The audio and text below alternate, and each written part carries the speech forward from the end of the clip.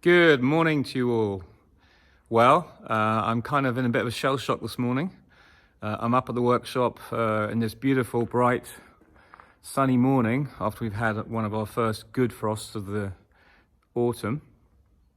I'm kind of in awe because I presented to the Cambridgeshire Beekeeping Association last night.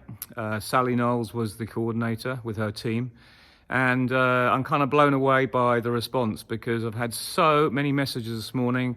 Now, I just tried to do an overview of my beekeeping operation, and I thought it was amazing. I've never done anything like that before on that scale. We had about 200 people on average most of the time, and even at the end we had to finish because we were talking for 3 hours, and I was exhausted, to be honest. But what an experience. I just wanted to use this opportunity to thank everyone who participated and thank you for all the kind messages I've received since. It was an absolute joy to do. It's really good to push yourself. And I feel that we reached out. I feel we all contributed to making those good, wholesome beekeeping practices, to get those out there, to kind of just share what is one good way of raising queens. As I've said in the past, there's nothing more amazing when you get messages in May and June through one of my media platforms of people who say, "Oh, I've just raised these amazing queens, thanks so much." And that's just it. That's what does it for me.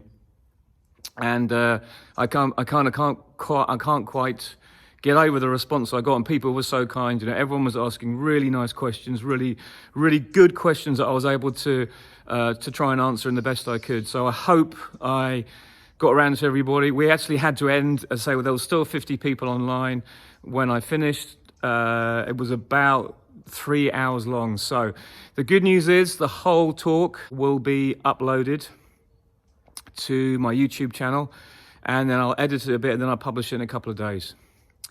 But tremendous thanks again, once again. It really is such a great fun to do. And technically, it was pretty awesome because I had to actually tether my mobile phone that I'm using now to speak to you on. I have to tether that to our 4G mast. And then obviously I run my devices off that, and I had to do it in a part of the house where we had a good signal. So we had no power cuts and it all worked. It was just like good. It was great that it worked all, and everything came off in the end. So I really think that was awesome.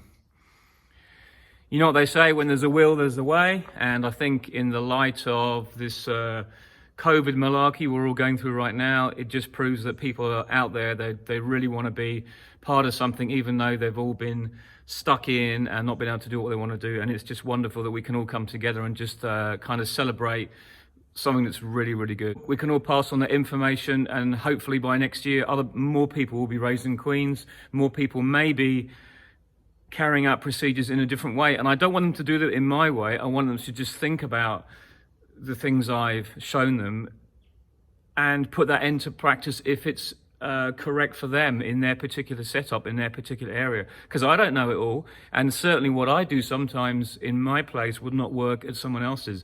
It's just having that pool of resources to look at to make your own decisions, and that to me what is important. I really know, I know for sure that what I do doesn't work in other places.